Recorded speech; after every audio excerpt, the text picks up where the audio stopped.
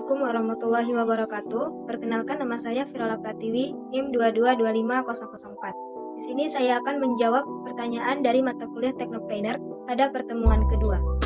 Pertama, penilaian pasar. Apakah telah dilakukan analisis mendalam terhadap permintaan pasar dan tren industri yang relevan?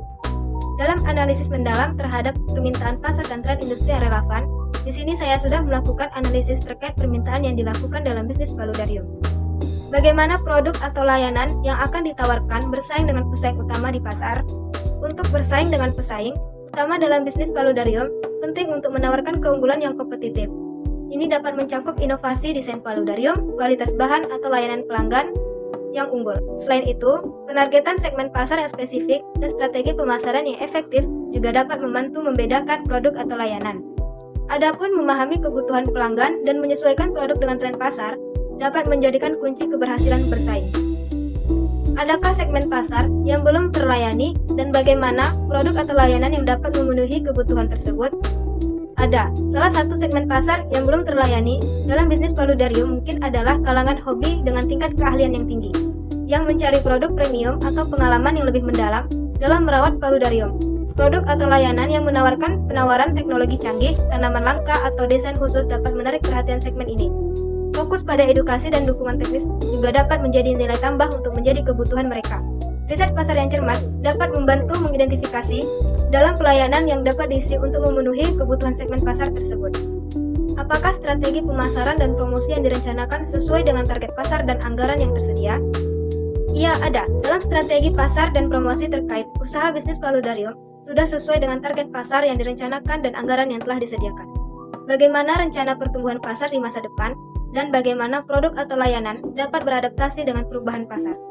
Rencana pertumbuhan pasar di masa depan untuk bisnis Paludarium dapat melibatkan pengembangan produk yang inovatif, ekspansi ke pasar yang belum terjamah, dan peningkatan kemitraan strategis. Selain itu, memahami tren pasar yang berkembang seperti keberlanjutan, teknologi canggih, atau gaya hidup yang berubah dapat menjadi kunci. Produk atau layanan yang dapat beradaptasi dengan perubahan tersebut, misalnya dengan menawarkan solusi ramah lingkungan, teknologi otomatisasi, atau fleksibilitas dalam desain, akan lebih mungkin berhasil menghadapi dinamika pasar yang terus berubah. Terus memantau dan merespon perubahan kebutuhan pelanggan dan tren industri juga penting untuk menjaga daya saing. 2. Penilaian teknikal. Apakah teknologi atau proses yang digunakan untuk mengembangkan produk atau layanan sudah tepat dan efisien? Jawabannya sudah. Keefisienan teknologi atau proses dalam mengembangkan produk atau layanan untuk bisnis Paludarium dapat bergantung pada berbagai faktor, termasuk tingkat otomatisasi, efektivitas desain, dan ketersediaan bahan. Menggunakan teknologi canggih untuk pemeliharaan lingkungan Paludarium, otomatisasi penyiraman, atau pemantauan parameter lingkungan dapat meningkatkan efisiensi yang operasional. Namun, keefisienan juga terkait dengan proses produksi, manajemen rantai pasokan, dan keberlanjutan bahan baku. Evaluasi terus-menerus terhadap teknologi dan proses, serta respon terhadap umpan balik pelanggan dapat membantu memastikan bahwa bisnis Paludarium tetap efisien dan relevan dalam menghadapi tuntutan pasar yang berkembang. Adakah risiko teknis yang signifikan dalam mengembangkan atau implementasi produk atau layanan? Ada beberapa risiko teknis yang mungkin muncul dalam mengembangkan atau implementasi produk atau layanan bisnis Paludarium meliputi 1. Kesulitan dalam pengendalian lingkungan. Menjaga kondisi lingkungan Paludarium yang stabil dan sesuai dengan kebutuhan tanaman dan hewan menjadi tantangan teknis, terutama jika ada fluktuasi yang signifikan. Kedua, masalah teknologi otomatisasi. Jika produk melibatkan teknologi otomatisasi, risiko terkait dengan kegagalan sensor, perangkat keras, atau perangkat lunak otomatisasi dapat mempengaruhi kinerja sistem secara keseluruhan. 3. Keseimbangan ekosistem. Pengembangan Paludarium yang mencakup berbagai jenis tanaman dan hewan memerlukan pemahaman yang mendalam tentang keseimbangan ekosistem.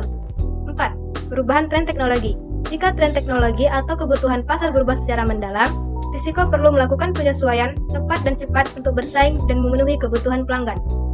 Apakah infrastruktur dan sumber daya yang dibutuhkan untuk mendukung produk atau layanan sudah memadai? Infrastruktur dan sumber daya yang dibutuhkan untuk mendukung bisnis Paludarium ini akan bervariasi tergantung pada skala operasional dan kompleksitas produk atau layanan yang ditawarkan. Beberapa infrastruktur dan sumber daya yang mungkin diperlukan meliputi ruang produksi, bahan baku, sumber air, peralatan produksi, sistem pencahayaan, sistem ventilasi, sistem manajemen air, pemasaran dan distribusi, serta izin dan kepatuhan. Bagaimana rencana untuk memastikan keamanan, keandalan, dan skalabilitas produk atau layanan? Untuk memastikan keamanan, keandalan, dan skalabilitas produk atau layanan dalam bisnis Paludarium, di sini saya dapat mengikuti beberapa rencana sebagai berikut. Yang pertama, melakukan analisis keberlanjutan.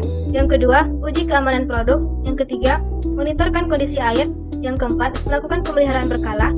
Yang kelima, penggunaan teknologi terkini. Dan yang keenam, mematuhi kepatuhan hukum. Apakah tim teknis memiliki keahlian dan pengalaman yang diperlukan untuk menyelesaikan proyek dengan sukses? Keberhasilan dalam menjalankan bisnis paludarium sangat bergantung pada keahlian dan pengalaman tim teknis. Pastikan tim memiliki kualifikasi sebagai berikut. Yang pertama, biologi dan ekologi.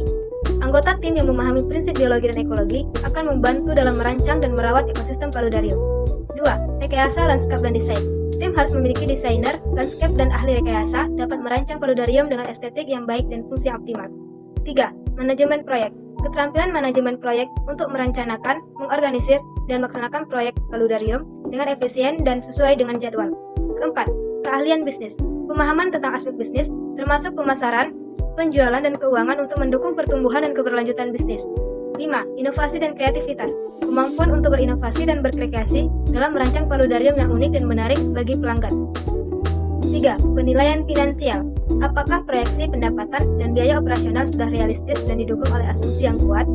Untuk memastikan proyeksi pendapatan dan biaya operasional yang realistis dalam bisnis paludarium, penting untuk melakukan analisis yang cermat dan memastikan bahwa asumsi-asumsi yang mendasarinya sangat kuat.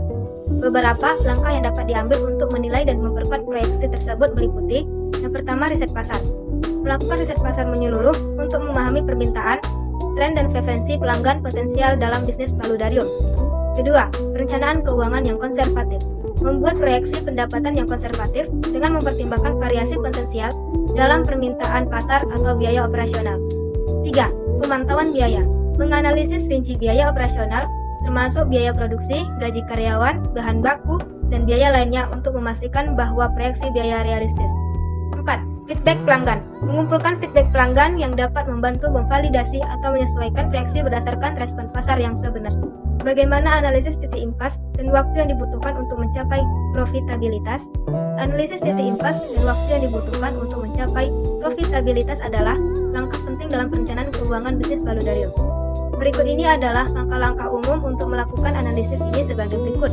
Yang pertama, identifikasi biaya tetap dan biaya variabel. Tentukan biaya tetap seperti sewa, gaji karyawan, dan biaya administratif. Selain itu, identifikasi juga biaya variabel seperti bahan baku dan biaya produksi. Kedua, harga jual per produk. Tetapkan harga jual per produk atau layanan yang konsisten dengan pasar dan strategi pemasaran Anda. 3. Perhitungan margin kontribusi. Hitung margin kontribusi per unit, yaitu selisih antara harga penjual dan biaya variabel per unit. 4. Perhitungan titik impas. Gunakan rumus titik impas sama dengan biaya tetap dibagi margin kontribusi per unit untuk menentukan jumlah produk atau layanan yang harus dijual agar biaya tetap tercakup. Apakah struktur pendanaan yang diusulkan, modal sendiri, pinjaman, atau investasi sudah tepat dan berkelanjutan? Sudah, pendanaan yang dilakukan dalam usaha bisnis paludarium ini dengan melakukan struktur modal sendiri dan juga pinjaman dan investasi. Menentukan struktur pendanaan yang tepat dan berkelanjutan untuk bisnis paludarium melibatkan pertimbangan matang terkait sumber modal. Penting untuk mempertimbangkan kombinasi sumber modal yang dapat menciptakan struktur pendanaan yang seimbang dan berkelanjutan untuk bisnis paludarium. Analisis risiko dan keuntungan dari masing-masing opsi akan membantu dalam mengambil keputusan yang tepat sesuai dengan kebutuhan dan tujuan bisnis. Bagaimana analisis sensitivitas dilakukan untuk mengidentifikasi risiko finansial dan mitigasinya? Analisis sensitivitas dilakukan untuk mengidentifikasi dampak perubahan pada variabel kunci terhadap hasil keuangan atau kinerja bisnis. Dalam konteks bisnis paludarium, berikut adalah langkah-langkah untuk melakukan analisis sensitivitas terkait risiko finansial dan upaya mitigasinya. Pertama, identifikasi variabel kritis. Tentukan variabel finansial yang paling berpengaruh pada hasil keuangan bisnis paludarium seperti penjualan, biaya produksi, atau harga bahan baku. Tentukan skenario. Identifikasi skenario yang mungkin terjadi terkait pada variabel kritis seperti penurunan permintaan pasar, kenaikan harga bahan baku, atau fluktuasi suku bunga. 3. Pemodelan finansial. Gunakan model finansial atau spreadsheet untuk memodelkan dampak skenario termasuk pada proyeksi keuangan bisnis. 4. Hitung dampak finansial. Hitung dampak finansial dari setiap skenario termasuk perubahan pada pendapatan, biaya, dan laba bersih. Apakah rencana pengelolaan arus kas dan strategi pengendalian biaya sudah memadai? Jawabannya sudah. Dalam rencana pengelolaan arus kas dan strategi pengendalian biaya sangat penting dalam menjalankan bisnis paludarium. Memastikan bahwa rencana pengelolaan arus kas dan strategi pengendalian biaya yang memadai akan membantu bisnis Paludarium dalam menjaga stabilitas finansial dan berkelanjutan dalam jangka panjang. Sekian dari jawaban saya. Apabila terdapat kesalahan, saya mohon maaf. Saya tutup. Assalamualaikum warahmatullahi wabarakatuh.